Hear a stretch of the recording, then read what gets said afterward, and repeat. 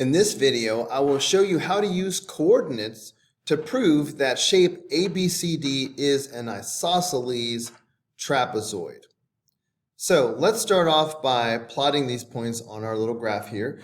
So -3, 2 is right here. So that is point A. And 0, 2, so that's B. 2, 0, and 2, -3. All right, so that'll be point D. Okay, let's go ahead and just connect these up.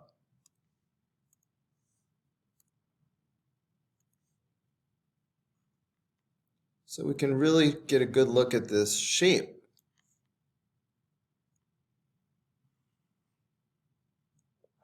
All right, we know that an isosceles trapezoid is a trapezoid with congruent legs.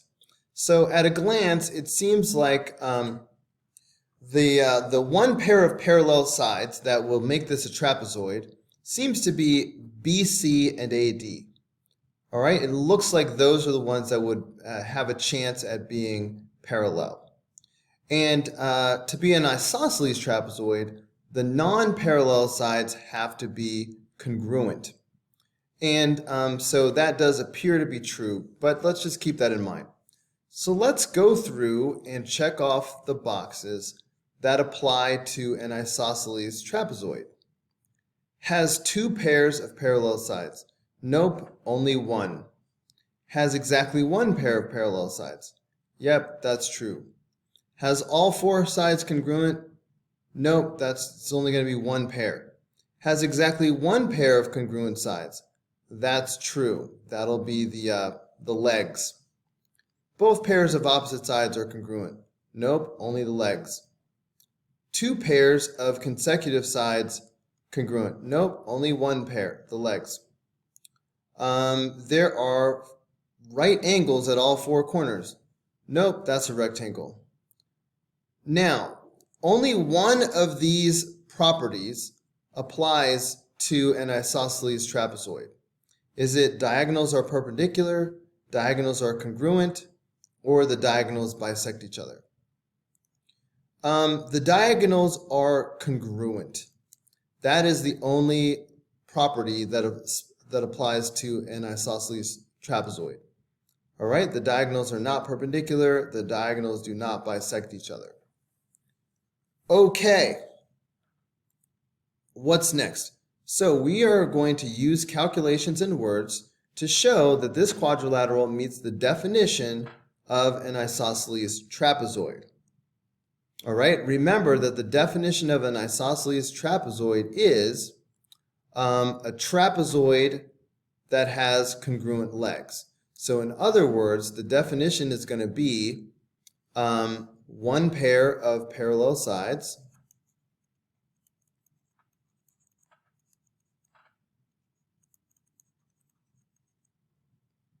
all right, and then the legs are congruent. Legs are congruent. All right, in other words, the non-parallel sides are congruent. So when it says prove that the quadrilateral meets the definition, we have to prove these 2 things. So whenever they say use calculations and words, that means we need to really put an introduction, a main body, and a conclusion. So first, the introduction. Because we have to prove 2 separate things, I'm going to number them. So number 1, I will show that only 1 pair of sides have the same slope.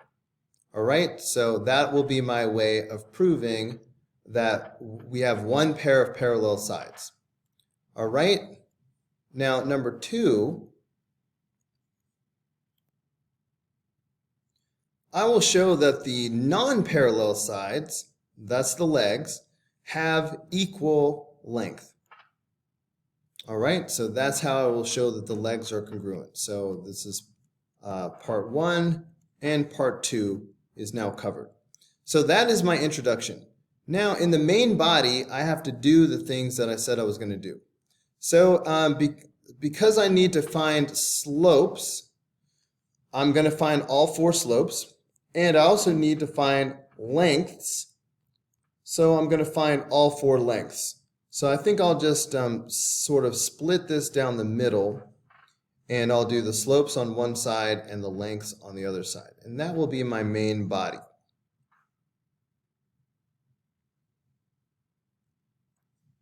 Okay, so over here I will do slopes, and over here I will do lengths. Okay, so I'm going to need the slope of AB, the slope of BC, etc. So I'll set it up like this. So let's find slope AB first. Okay, well, AB is a horizontal line. So that means that the slope is 0. Okay, so slope 0, that's easy. How about slope BC? So slope BC, I have the run and I have the rise. So that's 2 and 2. But this BC is negative because of the way it goes downhill. All right, so the rise is 2 and the run is 2. So that's 2 over 2, which is 1. But the slope will be negative 1 because it's downhill. All right, so the slope here is going to be negative 1. How about CD? CD is vertical. Vertical lines have no slope. Or you could say the slope is undefined. Okay, I'm going to say undefined.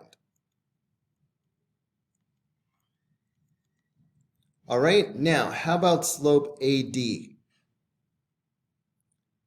AD is like this. Here's the rise, and here's the run. So let's see, that was 5, and this is 5. So rise over run, that would be 5 over 5, which is 1. But again, this is going downhill, so this will be negative 1. Or some students like to say, well, this is down 5 and right 5, so that's negative 5 and positive 5. So either way, rise over run will give you negative 1. So the slope of AD is negative 1.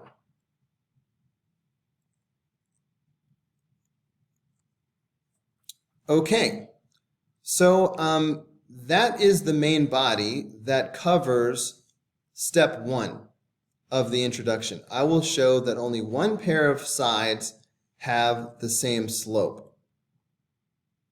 All right, so notice that BC and AD are the only ones that have the same slope. It almost makes me want to start writing my conclusion now. Okay. Since only one pair of sides has the same slope, this is a trapezoid.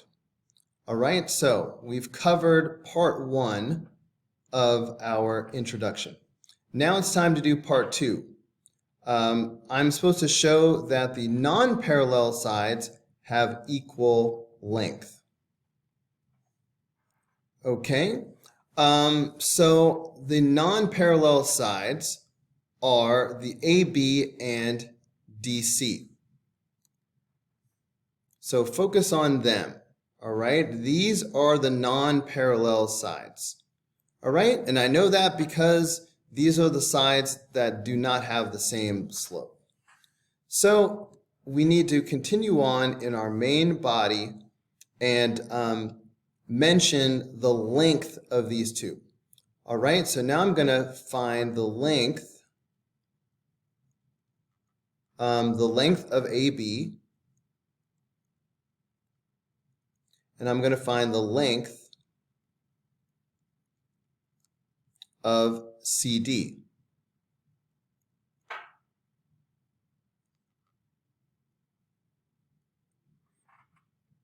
Okay,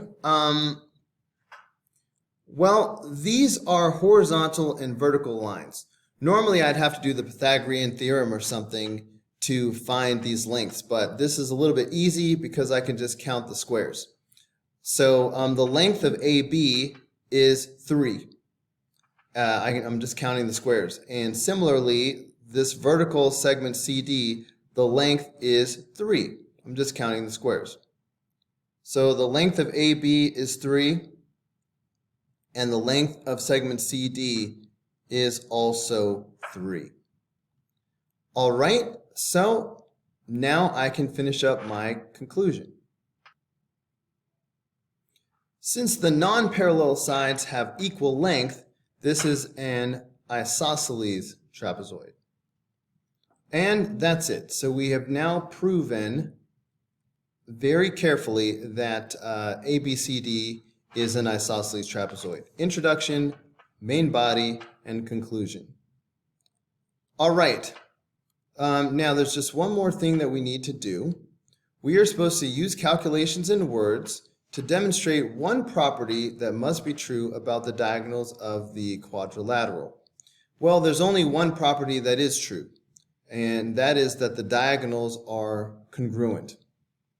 So how do we prove things are congruent? We show that they have the same length.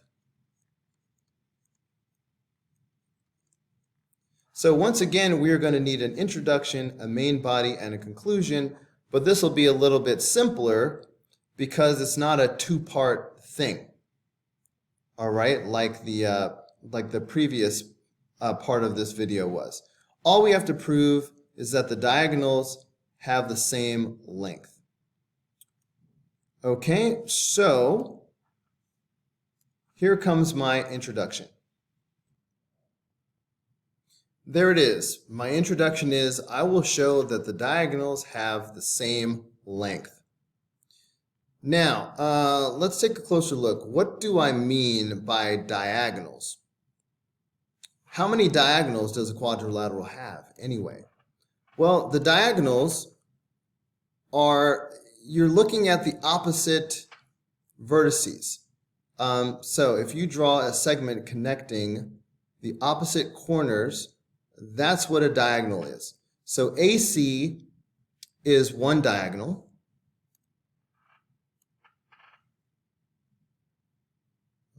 Let's go with green. And then BD will be the other diagonal. So those are the two diagonals, and I need to show that these are congruent.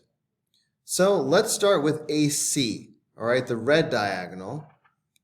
So as I do this, I could either use the Pythagorean theorem to find the lengths, or I could use the coordinates and I could do the distance formula. I usually prefer to do the Pythagorean theorem, so I think that's what I'm going to do. Okay, so let's see. Let's find length AC. If I want to use the Pythagorean theorem to find length AC, then I make a little right triangle out of it, almost as though I were doing the slope. But this side of the right triangle is 2, and then this side down here is 5. Now, that means that the hypotenuse is going to be the square root of 2 squared plus 5 squared. So, length AC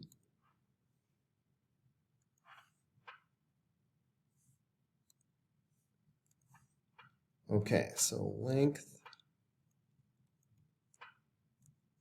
AC, or the length of segment AC, should equal the square root of 2 squared plus 5 squared. So what's that going to be? Well, that is 4 and 25. So that's going to be 29. So that'll be the square root of 29. All right, now we need to find the length of the other diagonal. So let's go back and find the length of BD.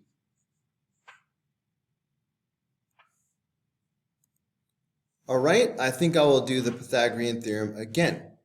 So I can make a right triangle out of BD. I think I'll make it this way. B to D like this. All right, so up here this is 2, and this vertical part right here is 5. All right, so you can already see that with BD as the hypotenuse, the length should be the square root of 2 squared plus 5 squared. Just clean this up.